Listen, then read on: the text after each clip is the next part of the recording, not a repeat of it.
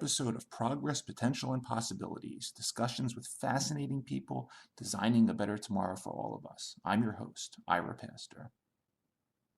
Welcome everybody again to another episode of our show with another fascinating guest who is helping to create a better tomorrow. As a little background to this show, we are again taking what I refer to as our virtual road trip. Today we are going to be going over to the country of Nigeria, specifically to southwest Nigeria, to the state of Osun, to a town called Eti-Oni. Which is one of the numerous towns that actually historically made up the ancient Kingdom of Ilesa.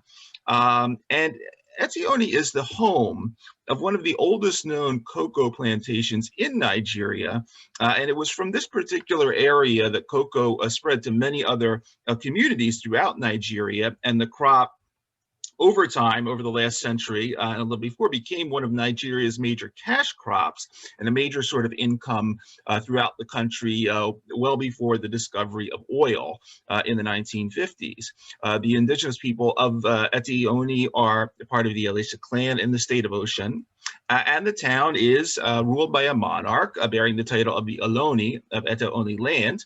And we are joined today by His Royal Majesty Oba Dokun Thompson. His Royal Majesty has a degree from the University of Ibadan in mechanical engineering and is also the head of the Eti-Oni Development Group, which is a community development organization based in the town of Eti-Oni, looking to revitalize and expand the variety and the value added chain of possibilities behind the cocoa industry. All that being said, welcome, Your Royal Highness, to the show. Thank you so much. It's good to see you, and I'm glad the Zoom is working well today. So this is great. It is, yes. At least the COVID protocols does not affect us this time around. Absolutely, absolutely. So, Your Majesty, we typically start things off on the show by just giving our guests the floor for a little while to talk about themselves initially. I was reading about you. You have a background in mechanical engineering. You were involved in telecommunications and politics and other areas of industry and government in Nigeria. Talk a little bit about yourself, a little bit about your background, and how ultimately you have arrived in 2021 at this very unique position, focusing on the cocoa industry. Okay. First, I always like to describe myself as a Christian, Christ believer, and I'm grateful to that. I was the first traditional ruler in Nigeria to be installed in the church. And this was done in 2008. I was installed December 2008. So I'm 12 years on the throne now. Prior to that, obviously, I schooled in Nigeria at the beginning, went through King's College, Lagos, and then the University of Ibadan. And after that, moved over to live in the UK, where I worked in different capacities. And when the time was right, I was called back to come and take over the throne of Eti-Oni after my uncle passed, because it's basically family, but it's done in such an interesting manner that people would not really understand who's next on the throne. But when I got there, I thought, I've been left with a community that is dying, a community that's been neglected for about 40, 50 years due to lack of government patronage, lack of understanding of the resources that was in the community. And what I did was to come up with a 20-year development plan. And part of that plan was to first identify our resources and try and create an economic model that would be able to create sustainable primary socioeconomic development for the community. And the number one resource we had was our people, followed by the land. And on the land, we had cocoa, not just cocoa, but historically, in the sense that we're the oldest cocoa plantation in the country. But even before, let me go back a little bit. I'm a golfer and I enjoy playing golf. And myself, my younger brother, and a few other people came together and established the Kids Golf International, which I was chairman of. And we used to take golf to the grassroots. What that meant was, because golf is seen as an elitist sport across the world, especially in Nigeria, we thought, no, it's one of the best sports, or one of the only sports that you actually compete against yourself. You improve yourself. It builds your character as a person. You build, it tests your integrity, and even how you can focus and how creative or innovative you are within yourself on the field. So all this, with my engineering degree and everything, is what I now put back into my life going forward. So I had to take a break from that, and then started in 2016. We moved into trying to roll out the 20-year development plan. And what did we do? We came up with the Cocoa Renaissance Initiative, which was basically to reawaken the people of the value of cocoa in the country, what it did in the past, and what it can do in the future for transformational purposes. And the whole idea is about creating the cocoa culture in a manner that we will be able to bridge the gap between production and consumption, thereby getting on the value add chain, and also creating wealth that we can use to transform our communities. So there's a lot involved in that. And we launched it officially in 2016 with the introduction of the annual Cocoa Festival, which comes up every year for a week, at the last week in November. And although last year we couldn't do it because of COVID, but we still had a virtual program. And even this year, in March, every March, we have the Eco Chocolate Show, which complements the Cocoa Festival. It's also going to be virtual. And before we get into some of the value chain, because there's a lot going on there, from the farming to things like consumer products, cosmetics, even pharmaceutical products down the road. I was wondering if you could take a few minutes and also give us, obviously I'm sitting here on the East Coast of the United States. Obviously there's 130 years or so of history here, besides from the Cocoa Festival. Going back, I think maybe your great-grandfather or grandfather that actually founded, was involved in founding the town. Even before there was the plantations, he brought in many different crops. Could you, obviously this might be a long story, but could you take us a little bit on a little history lesson too, about what this region, what was going on 130 years ago, and your family's involved, even before that? Yes, okay. My great-grandfather had been, I think, as a youngster, was fortunate to go into Sierra Leone at some point to school. And when he came back, he started trading between Lagos and Abeokuta and along the West Coast because of this experience. And then a war broke out in 1878 between the Ibadan imperialists and the Ekitis and the Ijeshas as the Confederates on one side. So he formed his own army from Lagos and Abeokuta with two other associates known as Akpara and Labinjo. And he moved, because of his exposure to the outside world, let me put it that way. he had access to some guns called the Sniper rifles. And the Sniper rifles were semi-automatic guns at that time. And that was the first time such rifles would be introduced into any war within that region. I'm talking late 19th century. So the war started 1878. So he moved his army and guns into that area. And initially the war was called Ekiti Parappa War. But when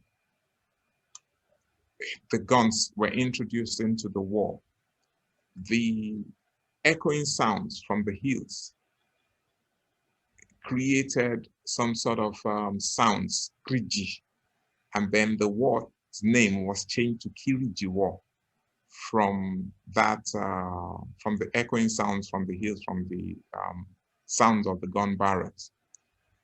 And in 1886, the British intervened and came up with a peace treaty. Mm-hmm. With the peace treaty, some part of the Ijesha area was supposed to be ceded to the Ibadans. Although there was a lot of arguments there, my great-grandfather didn't want it, and he wanted the war to continue rather than to cede any inch of, even the inch of, that's what was recorded, that he swore to continue the war for another 8 years rather than cede 1 inch of the land of our people to the other side. But because of the length of the war at that time, 8 years, there was a lot of pressure on him. And anyway, the treaty was signed and the war camp was slowly dismantled. After the war camp was dismantled, the other kings felt the army generals like Ogedengbe, my great-grandfather, Akbar, and the rest of them could be a threat if they were still,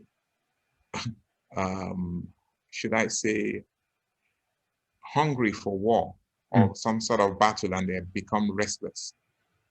Even I think early late 1888 or thereabouts, my great-grandfather was arrested at some point because he had ammunition with him worth about £2,000 money at that time. So he was kept for about a year, and since he wasn't going to prosecute any war again, they thought it was best for him to establish his own kingdom or community. That was what led to the establishment of Eti-Oni. In one part of that region, which was still virgin and had a river called River Oni passing through it. But he identified that area at that time because that river was one of the rivers he used to carry the Sniper rifles on a raft towards Igbajo, where they had the camp, the war camp for the soldiers. So he wanted that area and took over that area.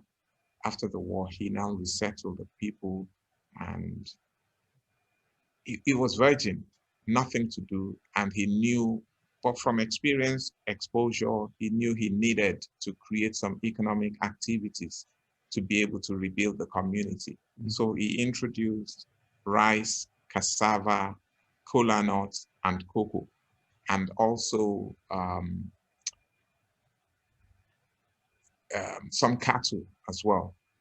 So he created such a farm, and at the beginning of the establishment, he had about 150 people with him, including his family and other associates or aides with him. And then it continued to expand. But unfortunately, he passed after about in 1901. And then his first son took over from there, who took it to another level. And it became the first great center of cocoa production in the entire region. By they had been able to cultivate over 200 acres at that time of cocoa plantation. And people now started coming from different parts of Western region to understand the cocoa tree and move, take cocoa seedlings to neighboring areas like Ileoluchi, Okegbo, and even going further away to Ondo State region, as far as well, I'm not sure of these names of these places now, but Okitipukwa, I wanted to remember that, Okitipukwa, you know, which is in the riverine area, but all along the rainforest belt where cocoa could thrive.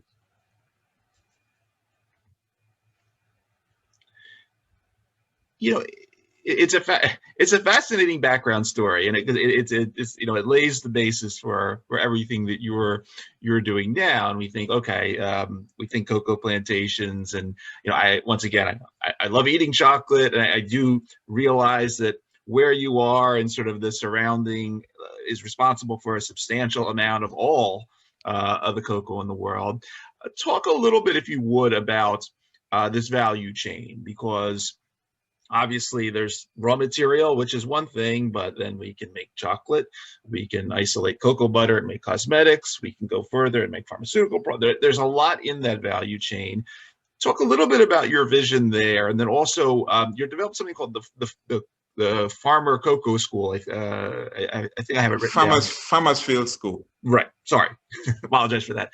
Take us through a little bit of that, because you know, that whole component. While the Cocoa Festival does the outreach, there's a lot of science and education and so forth in creating that value chain. Take us a little through that journey, if you would. Okay. I'll start like this.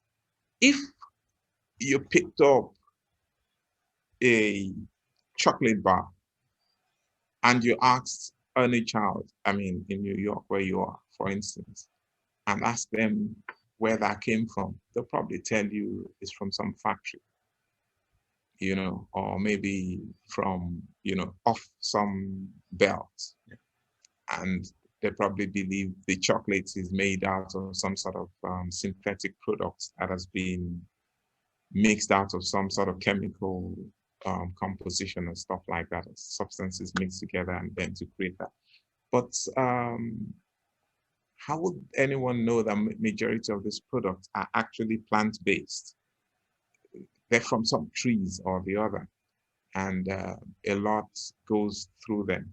And one of the things I realized going into the cocoa industry was that every region that produces cocoa is left for poor.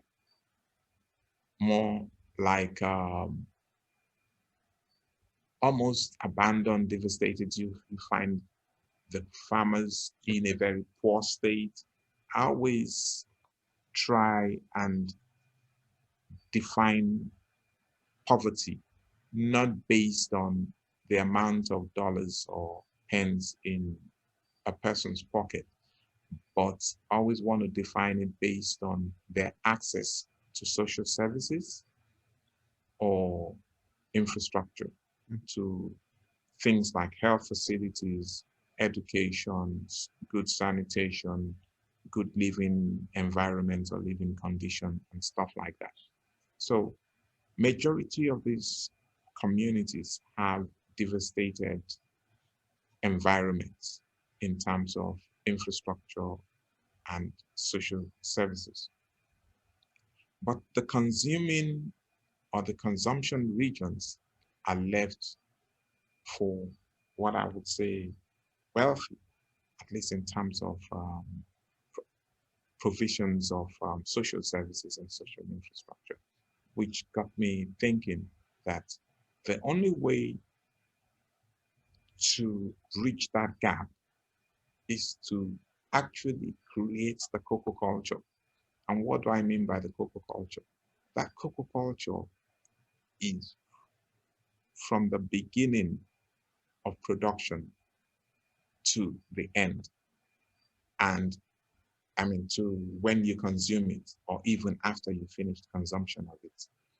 And every single area of that chain has opportunities to creating wealth. So for instance, if you have a cocoa seedling, and when you want to, in the past, the very old cocoa seedlings that are not enhanced will probably need about 6 to 7, 8 years for them to fruit after planting. But with technology,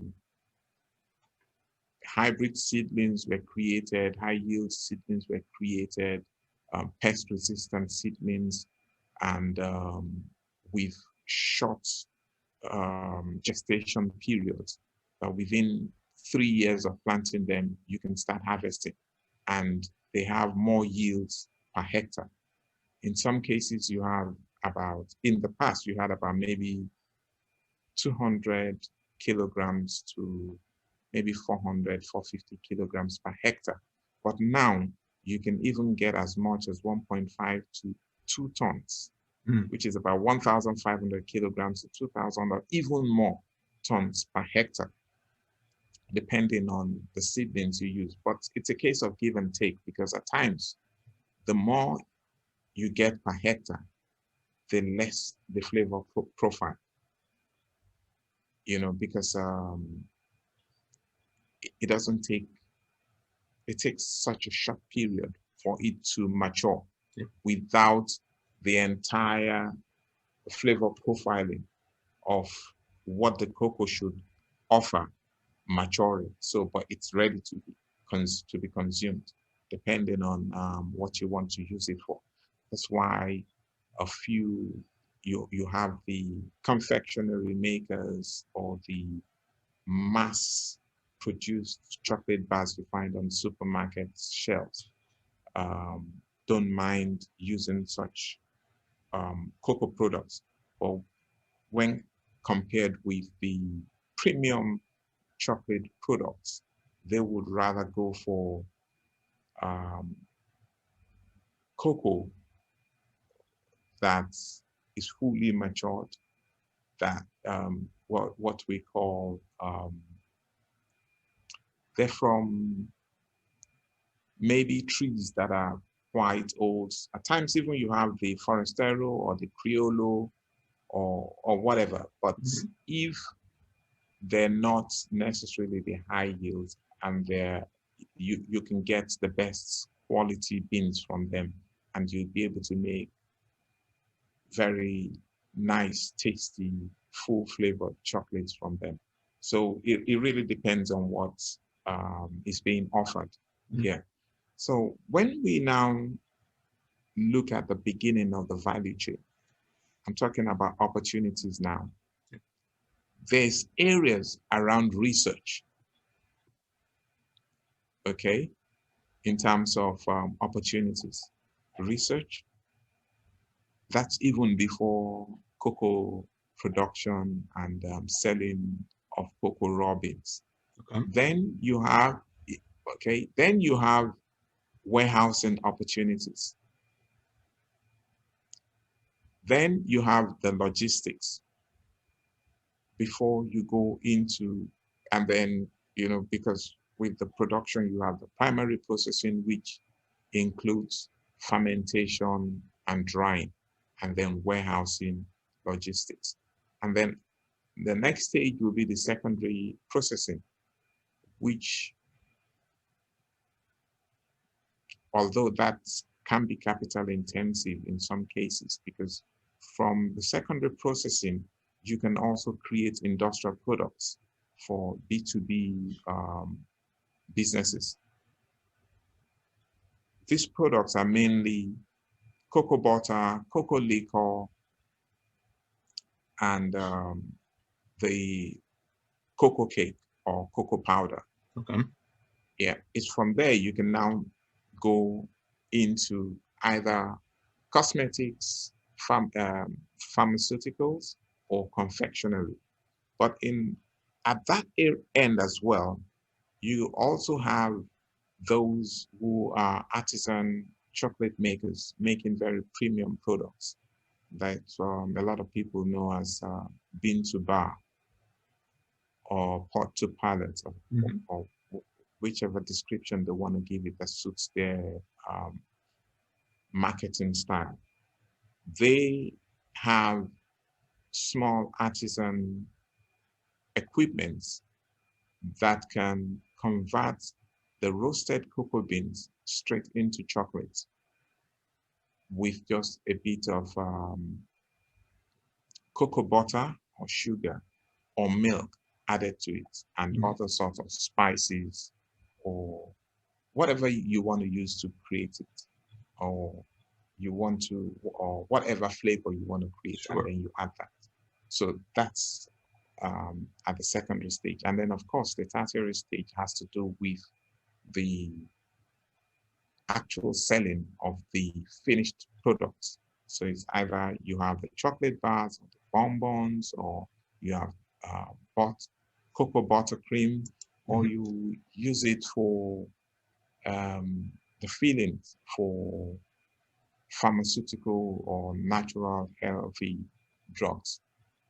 But that's now what's where there are other types of consumption that is not necessarily something that's edible.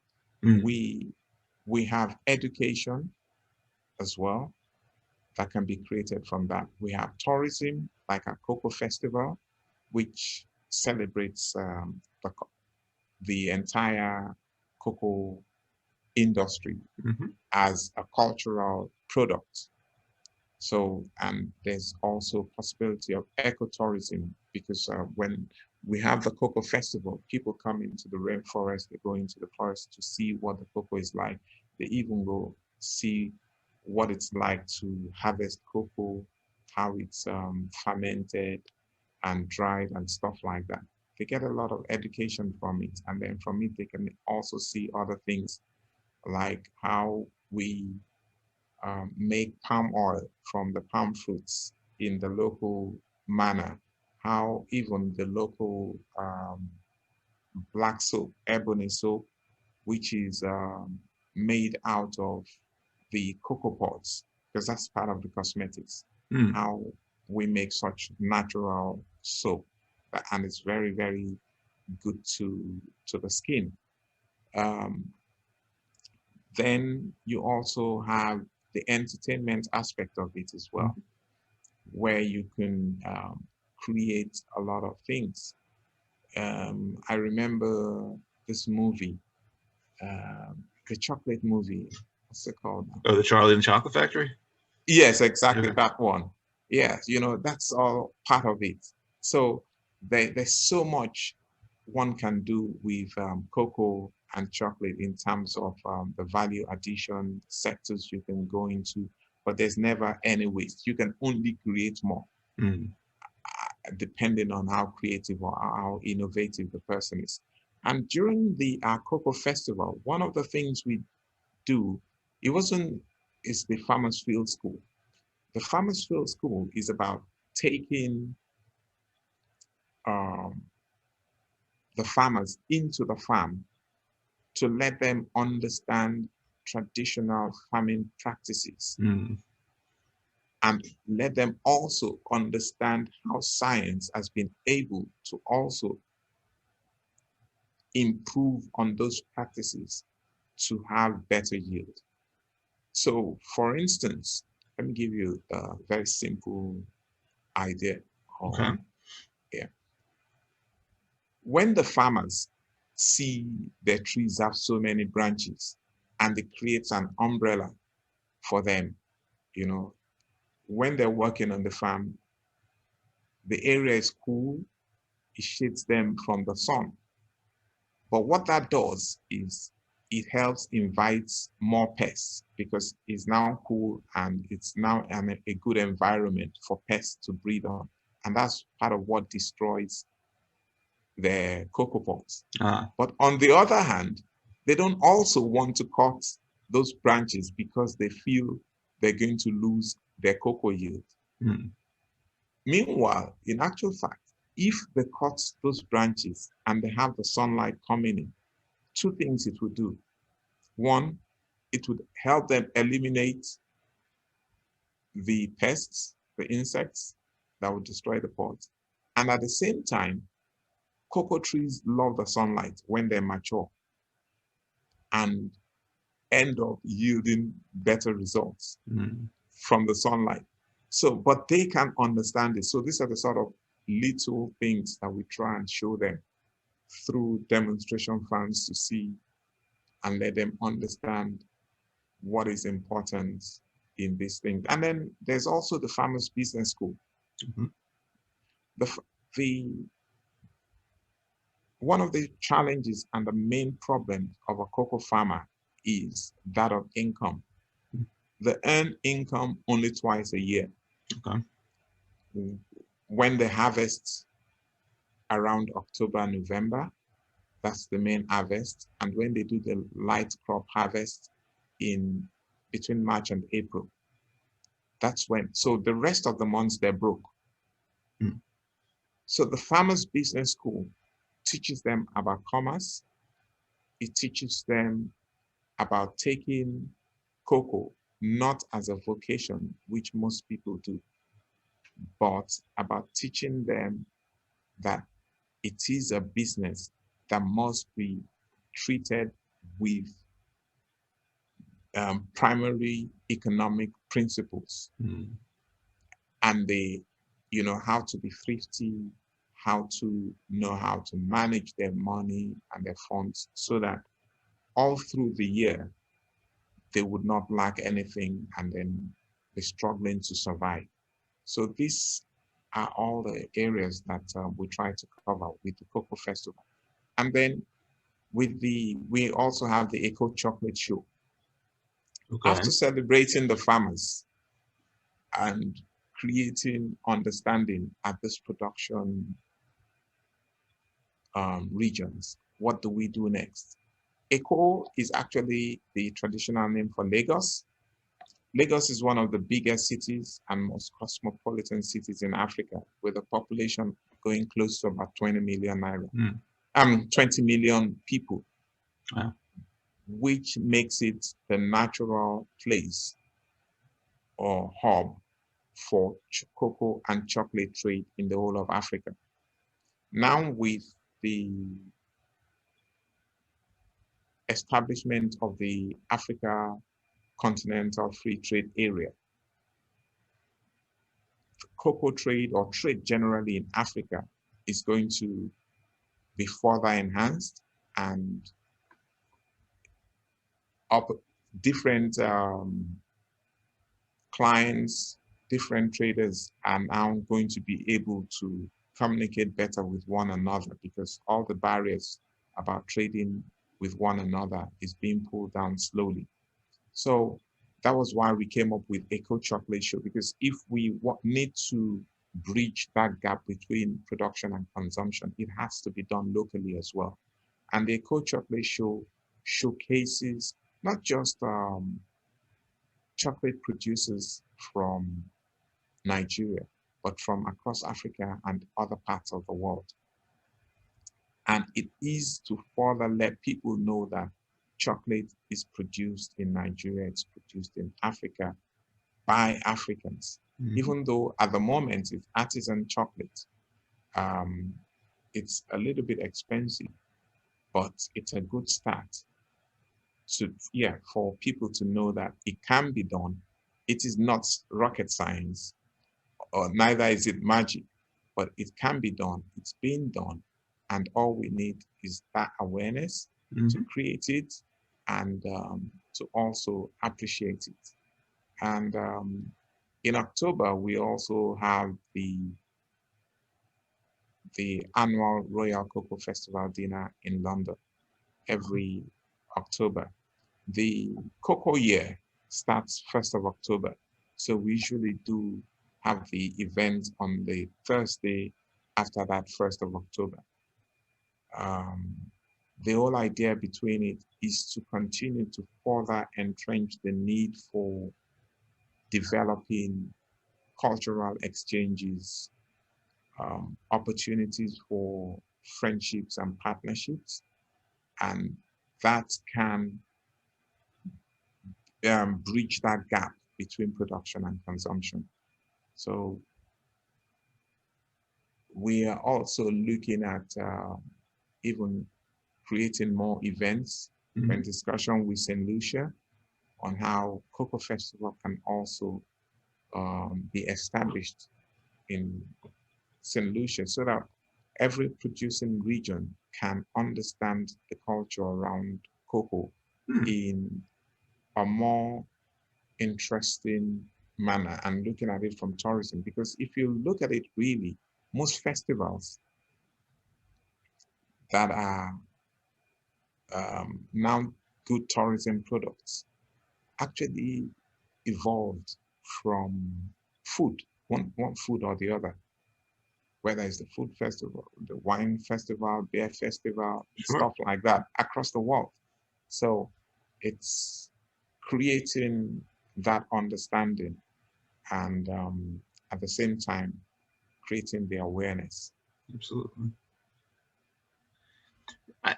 I wanted to, you stimulated something here for a moment. I just wanted to ask you, I would put this in because it wasn't on my list initially, but when you were talking about the artisan chocolates, and I don't know how high quality they are, but I'll see things around the city, chocolate with some very interesting ingredients added to them, from hot red peppers to bacon to I'm just interested. Here's a personal question to you. What type of chocolate do you like? Do you like darker chocolates? I'm sure you don't like the white chocolate that has no cocoa in it at all.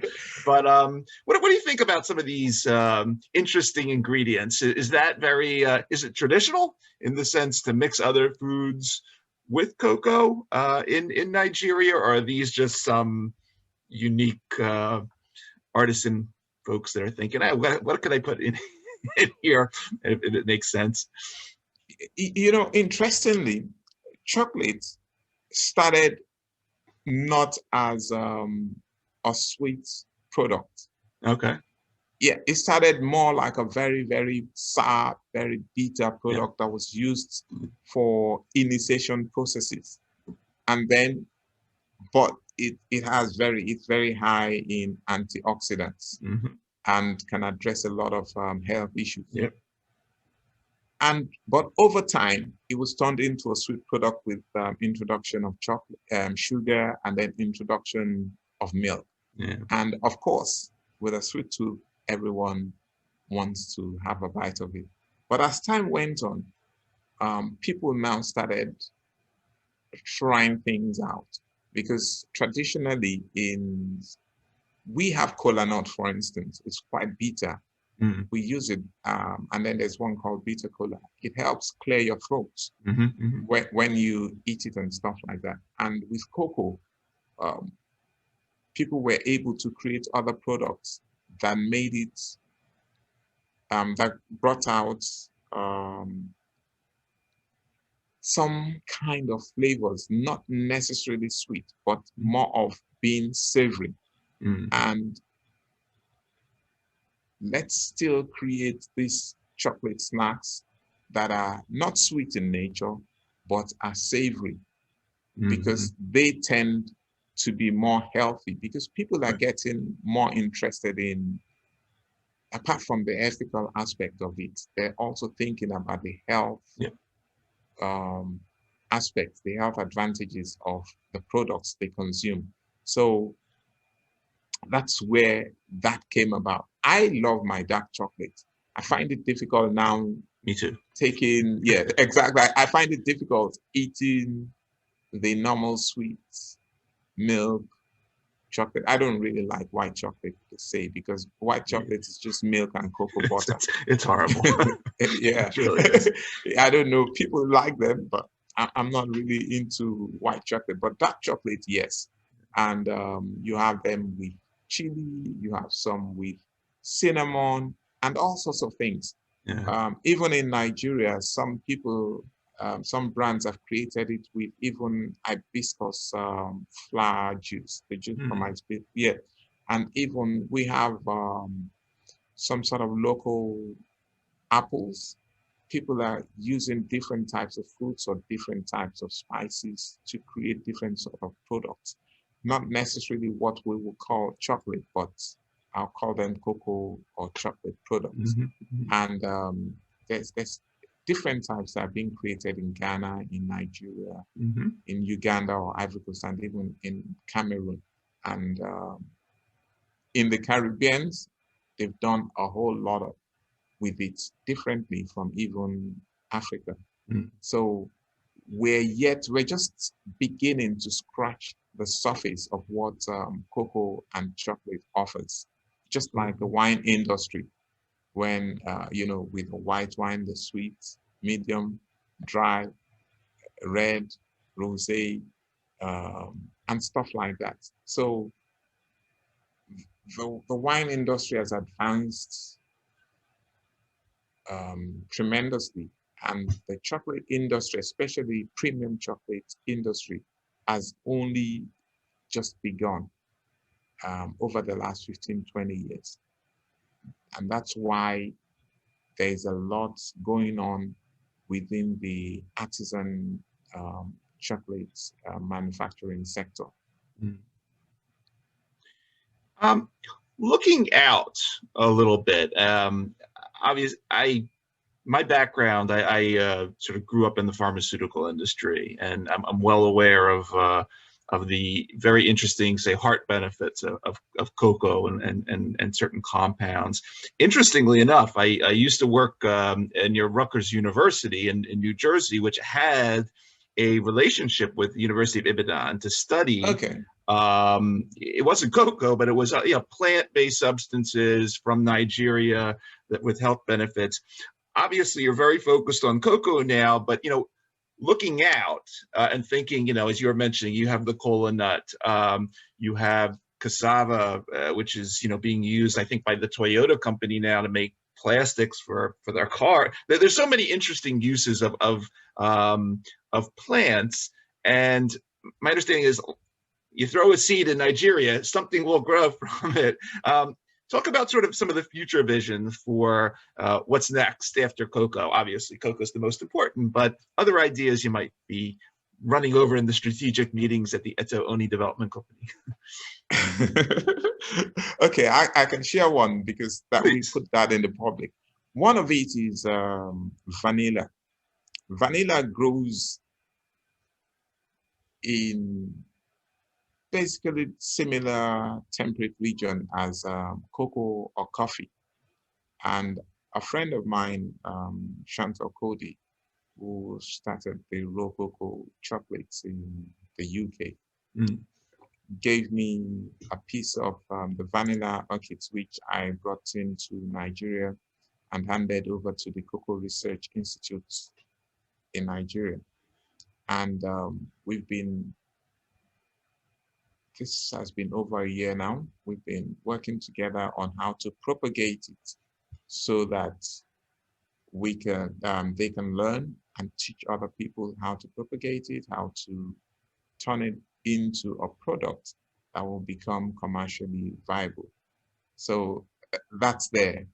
But beyond that, we are going to be looking a lot at how we're going to focus on value add strategies, going more into processing and even seeing how we can also enhance what we have currently. If like Nigeria at the moment does just under 300,000 tons of cocoa annually. I know we don't really need much land to even double that output. All we need is more hands to be able to optimize what each farm can do. And what will require the most is engaging the younger generation to be able to get involved. But we can never really get the younger generation involved except they find some dignity in being able to go into cocoa production. At the moment, cocoa production is seen as a no-go area because it's seen as a dirty job or a job that leaves you poor, that leaves you, that's what we call the bittersweet story. You know, the cocoa farmers taste the bitter side of it, while the consumers taste the sweet part of it. Now, what we're trying to do and working on, which we know it's going to take some time, is to get the younger generation involved to be able to achieve sustainability and also improve on the output and then move up the value chain. With that, we'll know that we would have been able to create a sweet story, changing the narrative around. Because once with cocoa, and they can possibly do a lot more for the producing regions, provision of social services, infrastructure, amenities, social amenities, even playgrounds and stuff like that, funded by income from that cocoa, the cocoa proceeds, then it means they would even do more to ensure they get more. It's a fabulous story, and you know, listening to you building rebuilding this ecosystem is just is an amazing thing, and really wishing you the best with it. I'd love to attend the Cocoa Festival when COVID is over. It sounds like a fabulous and fun enterprise as well. So it's really been fascinating. Any final messages to the audience? While I know I have you for a while here at and you have a lot going on, but any other messages you might want to give to anyone watching the show? Well, I want to thank everyone for taking out the time to watch the show, and also want to thank you for actually inviting me to speak on your show. It's been a very good time exchanging these ideas and our plans with you. Our main objective is to build a sustainable model smart town in Eti-Oni. That's to transform our rural community into a model smart town.